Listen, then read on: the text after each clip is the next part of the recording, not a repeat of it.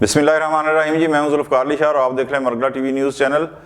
सबसे पहले हस्बे रिवायत आपसे एक रिक्वेस्ट के जो नए देखने वाले हमारे दोस्त हैं वो हमारे चैनल को सब्सक्राइब कर दें और बेल आइकन के बटन को ज़रूर दबा दें ताकि नई आने वाली जो वीडियोज़ हैं वो बर वक्त आप तक पहुँच सकें। और अगर हमारी वीडियो ये आपको अच्छी लगे तो कोई लाइक का बटन दबा दें और दूसरों तक शेयर कर दें ताकि उन तक भी ये वीडियोस पहुंच सकें। आज का जो हमारा मौजू है, जो इलेक्शन की गर्मा गर्मी है, उसमें ज़ाहिर है कि इलेक्शन होंगे इंशाल्लाह और इलेक्शन के बाद जो है वो वक्त रुक नहीं जाएगा। उसके बाद की सूरत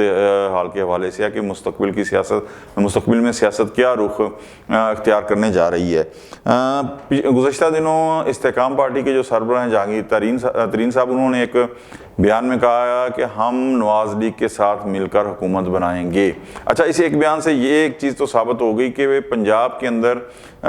कोई भी काबिल ज़िक्र हरीफ मुस्लिम लीग नवाज़ के सामने नहीं है। ठीक हो गई बात। अब मुस्लिम लीग नवाज़ और इस्तेकाम पार्टी अगर मिलकर हुकूमत बनाती हैं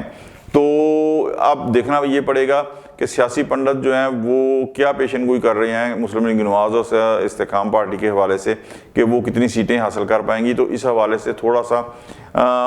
ये है कि मुस्लिम लीग नवाज़ के मुतालिक तो फिर ये कहा जा रहा है कि वो कुछ सीटें हासिल कर लेगी, लेकिन इस्तेकाम पाकिस्तान पार्टी के हवाले से ये कहा जा रहा है कि वो साउथ के अंदर कुछ इलेक्टेबल जो हैवीवेट्स हैं उनकी सीटें हासिल कर पाएगी। और उसके अलावा ज़ाहिर है कि जिस तरह एक मुस्लिम लीग नवाज़ का वोटर जो है वो एक लाहौर के अंदर भी है, फैसलाबाद गुजरांवाला के अंदर भी है मियां नवाज शरीफ के ज़ात के हवाले से, इस तरह जहांगीर तरीन का जो है वो एक पॉपुलर वोट तो उनका नहीं है, बल्कि जो हैवी वेट्स हैं उनका ज़ाती एक वोट है। तो वो साउथ के अंदर से ही जो सीटें हासिल कर पाएंगे सो कर पाएंगे। उसके अलावा जैसे एक मुख्तलिफ पॉकेट्स हैं वो तो बहुत ज़्यादा सीटें जो है सियासी पंडित उनके हक में नहीं कह रहे कि वो बहुत मतलब 20+ आप कह रहे, तो यही वो सीटें कह रहे हैं कि उन्हें इस्तेकाम पार्टी को मिलेंगी। तो इस सूरत के अंदर भी जो है वो नवाज़ लीग को इस्तेकाम पार्टी से हटकर भी दीगर जमातें जो हैं उनसे इत्तेहाद करना पड़ेगा। अब भी वो उनकी इत्तेहादी हैं लेकिन सिर्फ नाम की इत्तेहादी हैं कि जिस तरह मुत्तहिदा कौमी मूवमेंट है कराची से, अच्छा वहाँ उनसे अंदरूनी से GDA वाले हैं, उनके पास भी को बहुत ज़्यादा नंबर ऑफ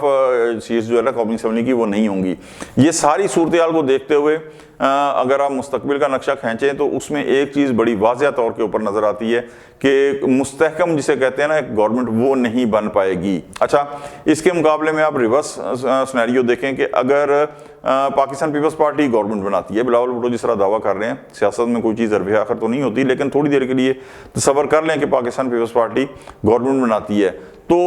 उसके लिए इससे भी बढ़कर मुश्किलात होंगी। ठीक है, पाकिस्तान मुस्लिम लीग नवाज़ के लिए मैं इसलिए कह रहा हूँ कि मुश्किलात होंगी कि अगर वो गवर्नमेंट बनाती है तो ज़ाहिर है तहरीक इंसाफ के साथ वो इत्तेहाद कर नहीं सकती। तो अगर पाकिस्तान पीपल्स पार्टी और पाकिस्तान तहरीक इंसाफ जो है वो हिज़्ब इख्तिलाफ में रहते हैं तो बहुत बड़ी तगड़ी हिज़्ब इख्तिलाफ होगी। लेकिन इसमें एक और पॉइंट है कि दोनों मसबत और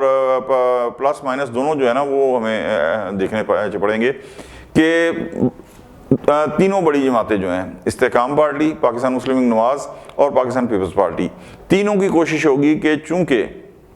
पाकिस्तान तहरीक इंसाफ के जो अरकान हैं वो आज़ाद हैसियत में इलेक्शन लड़ रहे हैं तो उन्हें जो है ना वो गोद ले लिया जाए। तो देखना ये भी पड़ेगा कि अगर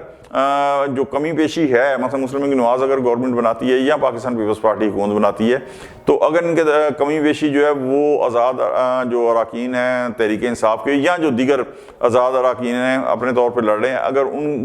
वो ज्वाइन कर लेते हैं पाकिस्तान मुस्लिम लीग नवाज़ को या जो भी गवर्नमेंट में पार्टी होगी तो थोड़ा सा मुश्किल कम हो सकेगी। लेकिन इसके बावजूद मुस्तहकम गवर्नमेंट का जिसे कहते हैं ना ख्वाब, चाहे पीपल्स पार्टी गवर्नमेंट बना ले वो शायद पूरा नहीं हो पाएगा, क्योंकि दोनों सूरतों के अंदर गवर्नमेंट कोई भी बनाए एक बहुत तगड़ी जो जिसे कहते हैं अपोजिशन का उसे सामना करना पड़ेगा। अच्छा, ऐसे में फिर एक चीज़ होगी कि जो मुस्लिम लीग नवाज़ कहती चली आ रही है कि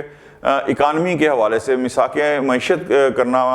चाहिए पाकिस्तान की जो जितनी भी सियासी जमातें हैं अपने अपने मुफादात को बालाए ताक रखते हुए, वो बहुत ज़्यादा ज़रूरी हो जाएगा तमाम जो सियासी जमातें हैं, जो बड़ी सियासी जमातें हैं ख़ास तौर पर उनके लिए, क्योंकि ब्लूमबर्ग जो इंटरनेशनल जो इकानमी का जरीदा है उन्होंने भी ये कहा है कि जो भी गवर्नमेंट आएगी उससे बहुत सख्त इकानमी के हवाले से फ़ैसले करने पड़ेंगे। और ज़ाहिर है कि अगर सख्त फैसले करने हैं तो उसके लिए जो हिज़्ब इख्तिलाफ उस वक्त होगी, उस बहुत ज़्यादा मवाद होगा गवर्नमेंट के ख़िलाफ़ बोलने के लिए, गवर्नमेंट को गैर मुस्तहकम करने के लिए भी बहुत ज़्यादा मवाद उसके पास होगा। लेकिन यही चीज़ जो है वो अगर आपका मिसाक़ मईशत हो जाता है और तमाम जमातें जो हैं वो सख्त माशी फ़ैसलों के ऊपर इत्तफ़ाक़ कर लेती हैं, तो फिर शायद इस हवाले से जो गवर्नमेंट जो भी आएगी वो उसके अंदर इंतशार नहीं फैलेगा और उसे चूँकि पूरी एक कौमी असम्बली की या जो अवाम के जो मुंतखब नुमाइंदे हैं उनकी सपोर्ट हासिल होगी। तो ये एक सिनेरियो जो है बन रहा है। क्यों? जैसे ही गवर्नमेंट बनेगी उसके फ़ौरन बाद जो है पाकिस्तान के जो कर्ज़े वापस करने हैं या आपने IMF से जो कर्ज़ की किस्त लेनी है उसके लिए जो है ना बहुत सख्त जो है वो फैसले करने पड़ेंगे। लेकिन यहाँ पे मैं वही कहता हूँ ना कि 2 कदम हमारे सियासतदानों में जो है ना वो आगे देखने की जो है ना नाक से आगे देखने की सलाहियत नहीं है। कल को अगर आपको जिनसे ताउन चाहिए होगा, जिनके साथ आपने मिसाक़ मईशत करना होगा, तो कम से कम इलेक्शन कैंपेन के दौरान भी उन्हें आप कुछ जिसे कहते हैं लेवल प्लेइंग का मौका ज़रूर देना चाहिए था। ठीक है, आपने मंसूबा बनाया होगा कि जितने आज़ाद अरकान हैं उन्हें गोद ले लें, उनको सबको हम अपनी तरफ कर लें, लेकिन इसके बावजूद कुछ तो ऐसे होंगे ना कि जो नहीं आ सकेंगे, जो बड़े नाम हैं वो ना आ सकें। तो उनका ताउन हासिल करने के लिए ज़ाहिर है कि अभी से अगर आप उनके साथ अच्छा सलूक करते, बहुत हो गया मकसद इंतकाम और नफ़रत की सियासत, उसे ख़त्म करके पाकिस्तान की वास्ते, पाकिस्तान मुल्क और कौम के मफाद की खातिर अगर करते तो हो सकता है कि इलेक्शन के बाद जो है इसका रिज़ल्ट आपको बड़ा पॉजिटिव मिलता। लेकिन आप ये सोचें कि तहरीक इंसाफ के साथ जो कुछ हो रहा है, अगर वो आज़ाद जीत जाते हैं, और ये भी आपको बता दूं कि at the day of election को बहुत ज़्यादा 1-4 जो है ना 5-10% से ज़्यादा शायद नहीं होगा, तो अगर वो जीत जाते हैं तो तगड़ी अपोजिशन आ जाती है। तो फिर आज का जो सिनेरियो है, आज जो उनके साथ जो कुछ हो रहा है, कल को जो